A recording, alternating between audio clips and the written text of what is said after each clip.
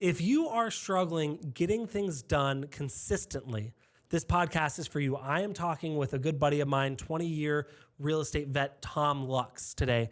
And we're talking about how he used his training as a world-class runner to utilize in his business. We talk about routine, we talk about mindset, we talk about schedule, we talk about accountability.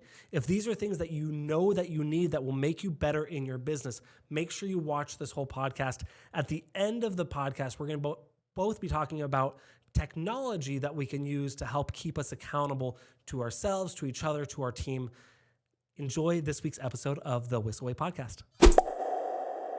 Welcome to the Whissel Beer Podcast. My name is Bryan Kochi, your host today, and joined with me today is Tom Lux. Tom, say hello. Hey, how you doing, Bryan? I'm very good, thank you. Good to see you. Tom, we're going to talk about some really fun things today, but before we do, a little bit of background on Tom. He's a 20-year vet real estate agent. Correct. Not a military veteran, so I want to make sure I'm clear on that. But been in real estate for 20 years. Before that was a school teacher, or before and during. Yes. And before that, you were an Olympic qualifying runner. Right. For Track long and distance. field. Track and field. Track and field, yeah. Long distance track is different than long distance. Tom has been with us for just about a year, just a little under a year here at Whissel Realty Group. And today we're going to talk about kind of what he has done in his life to get to that Olympic qualifying point in his life, and how he's taken that mindset, that motivation, that routine throughout his career in real estate to really help him have some discipline and have it to where it's not this up and down roller coaster. I don't know what's happening next, but a lot more focused and concise. Does that sound fair? Perfect. Yeah. All right. Yeah, I got it all right. So if you are listening to this and you're saying, hey, I need a little more discipline, I need a little more, maybe it's accountability, maybe it's routine, and how can I make a more predictable income rather than guessing every month, make sure you listen to this whole thing. Okay, cool. No pressure, but now you have to tell I'm excited. Whoever's listening, everyone that's listening, exactly how to do it, and they have to be able to do it or you will pay them money. Hey, you got it. So Tom, why don't you, so now I've prepped you a little bit. Okay. Fill in kind of gaps where I left. Well, okay, let's start. When I was much younger, that's when I started in running. It'd be weird if you started when you're older than Yeah, today. well, a lot of people do. A lot of people start when that would be 50. a weird story to tell. Well, Anyway. in 10 years. Yeah, it all started because my brother thought I was could be a good runner, and I had no interest in it. And he drove me to San Diego State, which was about 8 miles from my home, and under the pretense we're going to play some basketball. I'm all, oh, cool. So I got out of his car, and he closed the door, locked it, and drove away and said, run home. So I ran home. And when I got there, he had a stopwatch, clicked it, and he says, hey, you're pretty fast. And I go, I know I'm pretty fast. Why'd you do that to me? That's how I got started into running. You were probably pretty fast because you were pissed. You were like, I'm going to go home and beat him up. Well, he was a lot bigger than me. No, I wouldn't do that. But All right. That's how I started my running. And from there, it just developed. I developed a passion for running and training, and I trained at a very high level, which actually, looking back on it now, that trained my mind for everything in life. Okay. How to be disciplined, how to stay focused during tough times, during difficult times. That all came from my training as a runner, because I would train twice a day, every day. I'd have to get up in the morning at 5:30 in the morning when it was cold out and nobody felt like running. It was easy to quit, but it was also, if I knew I quit, I'd never reach my goal. So I just did it every day. Mm-hmm. I love the Nike saying, just do it, because that's what got me out the door. Just do it. Mm-hmm. The hardest thing was the first 5 minutes of my workout. Putting on my shoes, getting out the door. What's the hardest thing in real estate? Making that first phone call. So, it just trained me to create this mindset that I use the rest of my life. Perfect. Let's talk about your routine, and let's talk about your routine now. I love that we kind of phrased it as how it was built, right? How you created this. And some things that you said, I love the just do it.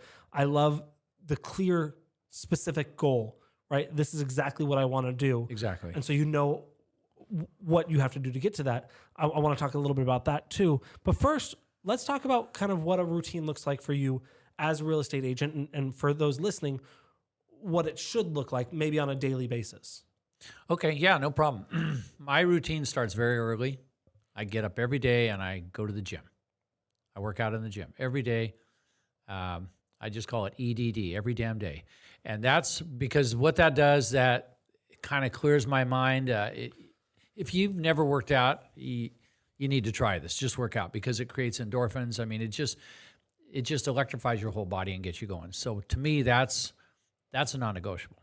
I do that every morning. And then from there, I have my whole agenda, what I do for the rest of the day, whether it's, I don't need to go into the details, but No, you do. I do? Well, it depends what details. I don't need to know about eating and other habits, but let's talk about real estate. Let's talk about what does your day look like? How do you structure it from, again, you talked about phone calls, and I know you're a big fan of phone calls, which you should be. Kyle says if you're a realtor and don't make phone calls, it's like you're a barista and won't make coffee. Don't want to make coffee, exactly. So that's kind of important. But I wanted you to talk about kind of what your structure looks like. And I know here on the team at Whissel Realty Group here in San Diego, we have things going on Tuesdays, Wednesdays, it changes a little bit. But I want you to talk about kind of your routine and how you structure your day. Okay, well, after I do my workout, then you're right. We have the Whissel Way things. We do our morning huddle every day. Yep. And whether I feel like doing it or not, I just do it because I'm always going to get something out of that. So for you listening, at 8:15 every morning, our team comes together on Zoom, cameras on, whether you're getting ready, whether you're working out, I've always got my kid in the car. At 8:15, we get together and someone from our team hosts it and talks about a variety of things.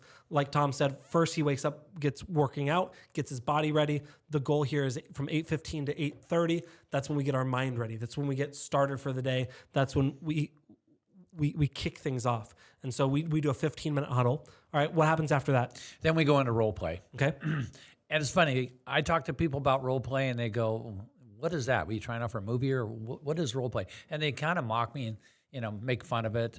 Why do you got to do that? But every time I do it, I find out how valuable it is.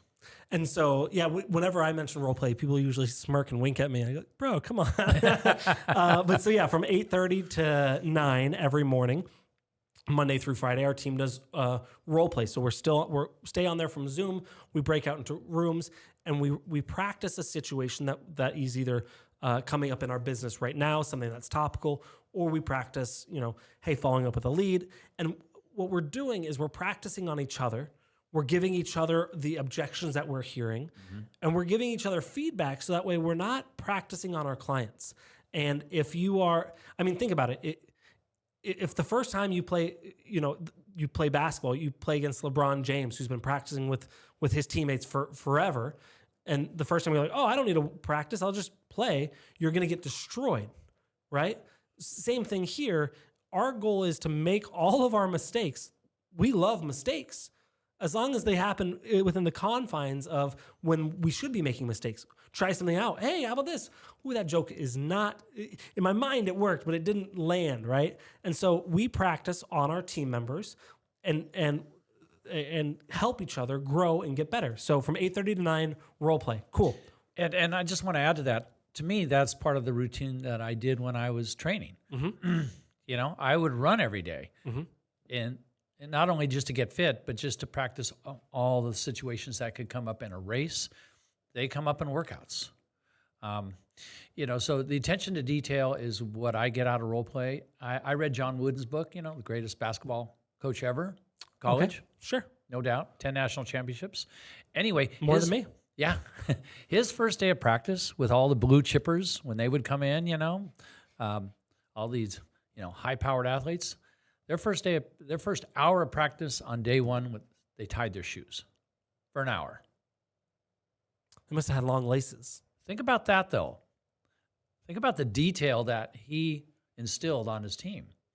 What happens if your shoe comes untied and you're in the middle of a game? Yeah, it's an issue. Yeah. So anyway, that's to me, that's the value of role play. Excellent. So let's talk about huddle or working out, then the morning huddle, then role play. And some of these things we're talking about. So working out, you can do wherever. We only offer our huddle and our role play to people on our team. But if you're going, okay, well, I'm hearing you say this and this sounds good, but I'm not on the team. Find someone else. If you have this thing called the internet, go on Facebook in one of the realtor groups. We have a group called the Whissel Way, and say, hey, I'm looking for a role play partner to role play with me on, for half an hour every day at 10 a.m. Eastern. I don't care, whatever. Who's interested? You'll get 5 or 6 or 10 or 30 people saying, absolutely. So one of our core values here at Whissel Realty is be the solution. And so I'm hoping to instill that upon you of, oh, well, I'm not on your team, so I can't do that. That's a poor mindset, which we're going to get to in a minute. I want you to say, how can I make this happen even though I have obstacles? And that's same thing with objection handling, same thing with role play, anything.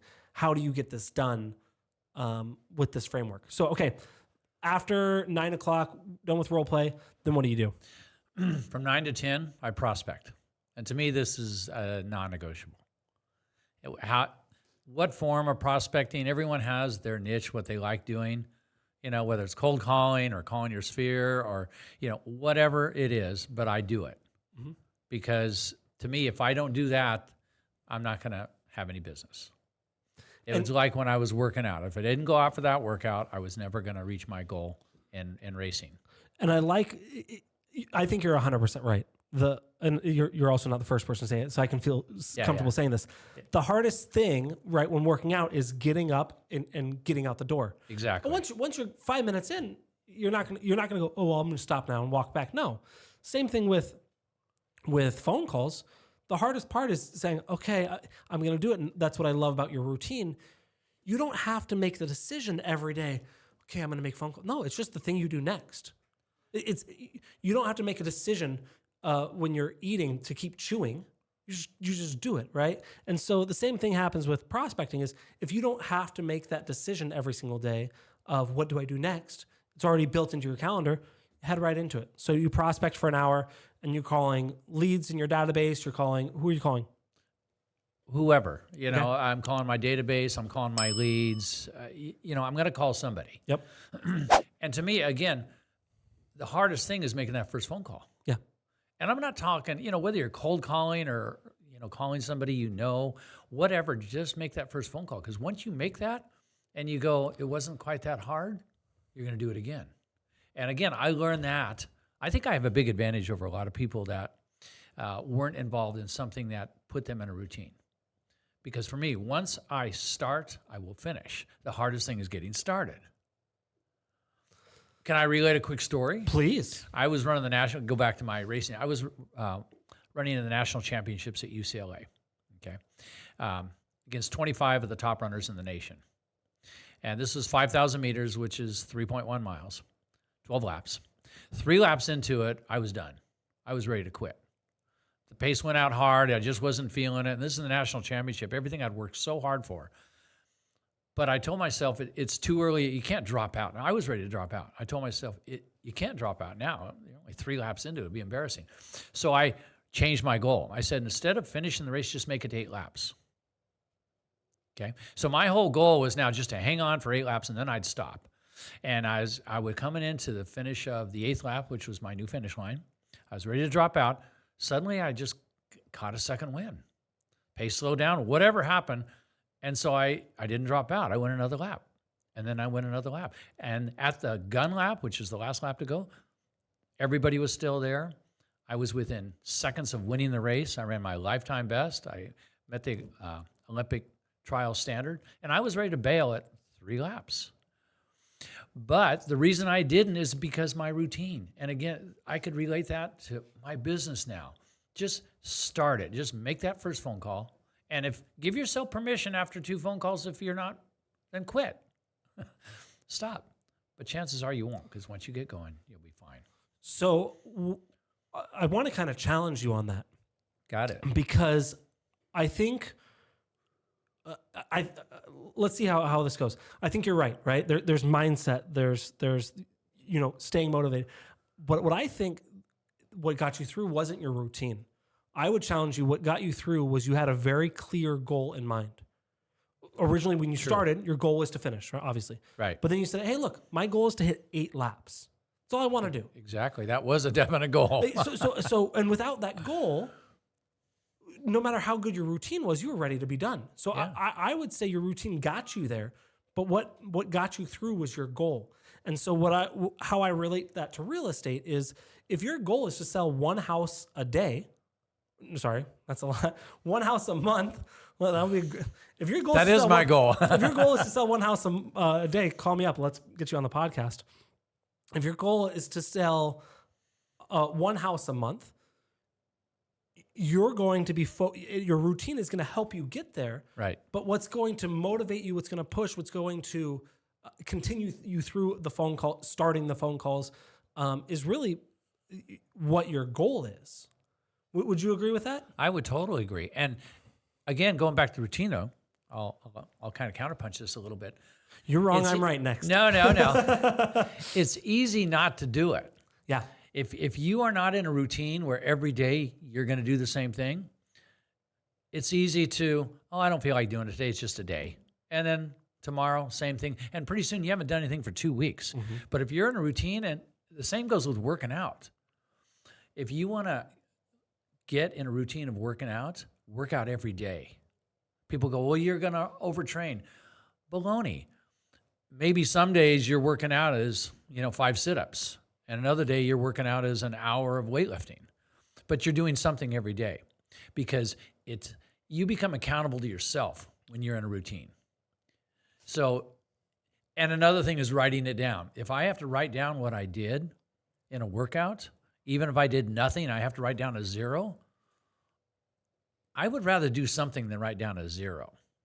So routine got me there and gave me the mindset to just keep going. I love a couple more things I want to touch on before we go into our widget. Okay. I love talking about accountability to yourself. Again, I'm going to stress the importance of accountability to your team, to someone else.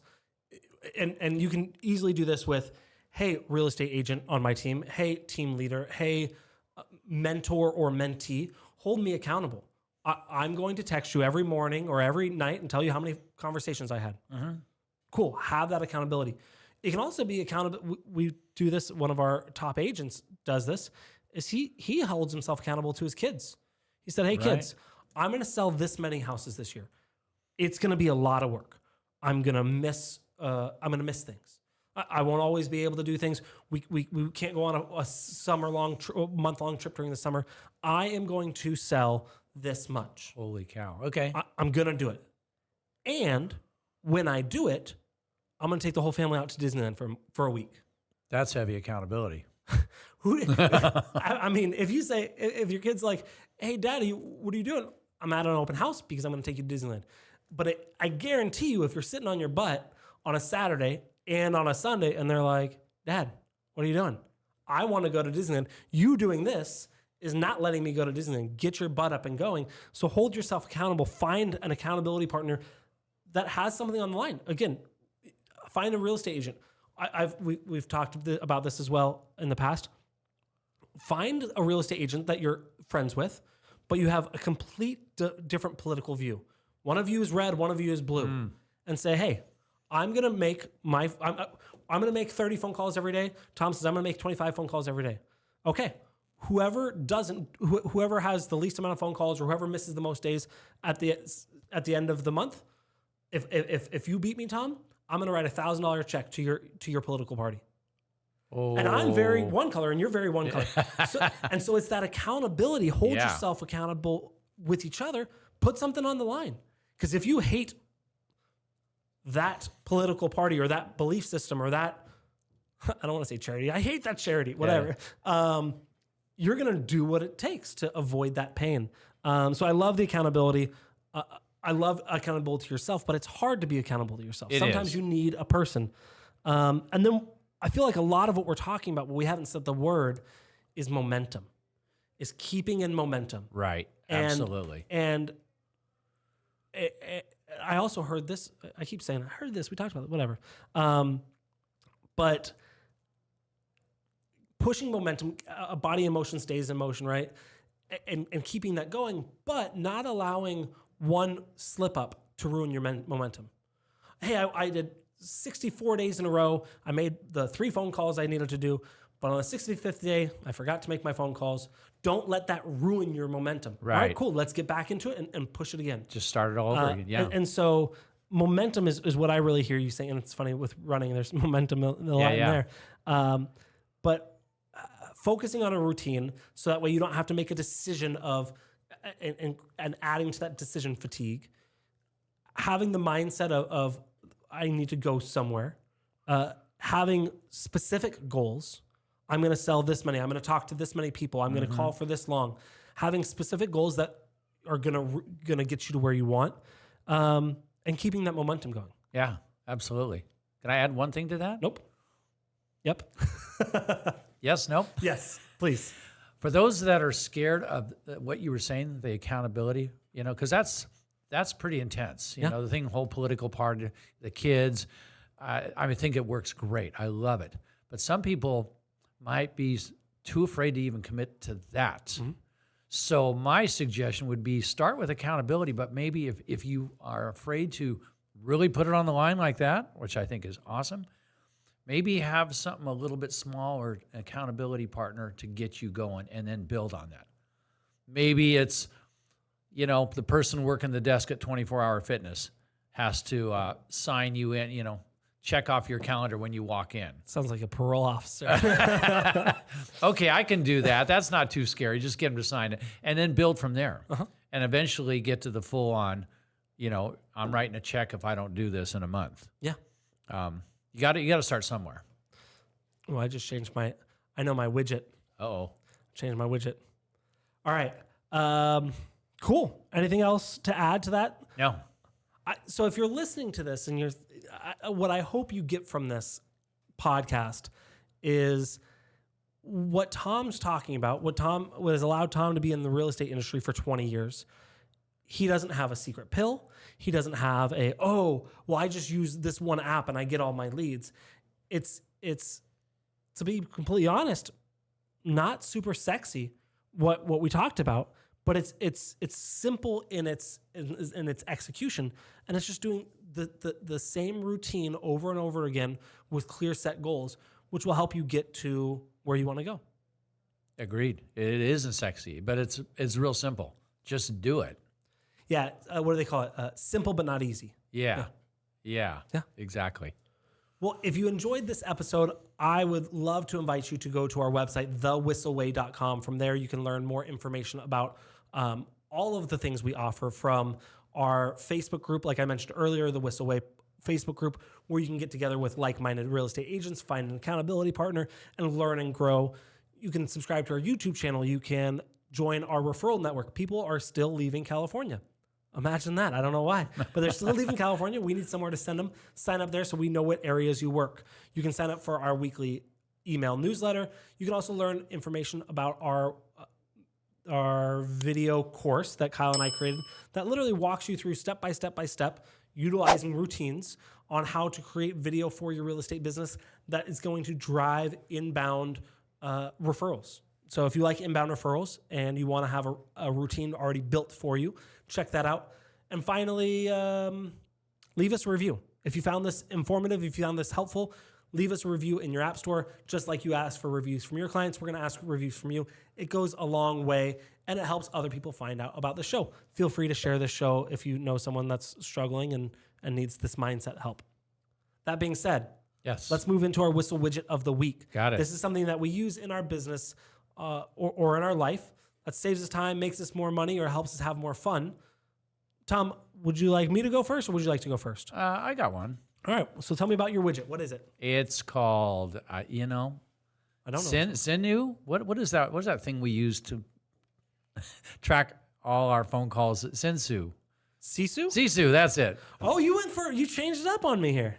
I did. Okay, Sisu it is. Sisu, I love, because it tracks everything that I do. And to me, that's right there with accountability.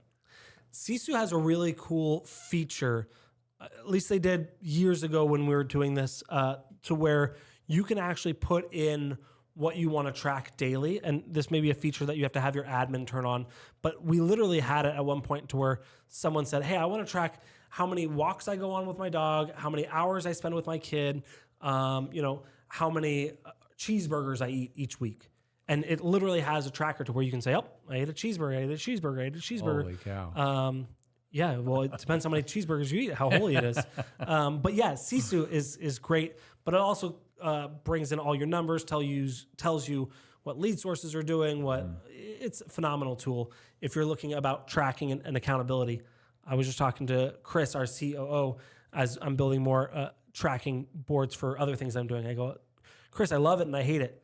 It makes it very clear the things I'm messing up on, and I don't want anyone to see that. But it allows us to change our behaviors and head towards that goal easier. Got it. Yep. Sisu, love it. Sisu, love it. Yeah. My widget is an app. I think it's only an iPhone app. It's called Spar, SPAR. And what this does is you can create accountability groups yourself. And so we've done this with our company where we say, hey, who wants to be on this accountability group? We're going to get together we need to have you record a video of you working out every single day. And it'll track if you don't record the video by whatever time, it'll say you missed it. So it helps you build a community, whether, it's in person or it's across the country, helps you build a community. And they even have things to where, at the end of the 2 weeks, whoever missed the least wins the pot. So you can say, hey, everyone put in $10. At the end of the 2 weeks, whoever missed the least workouts, you get $100.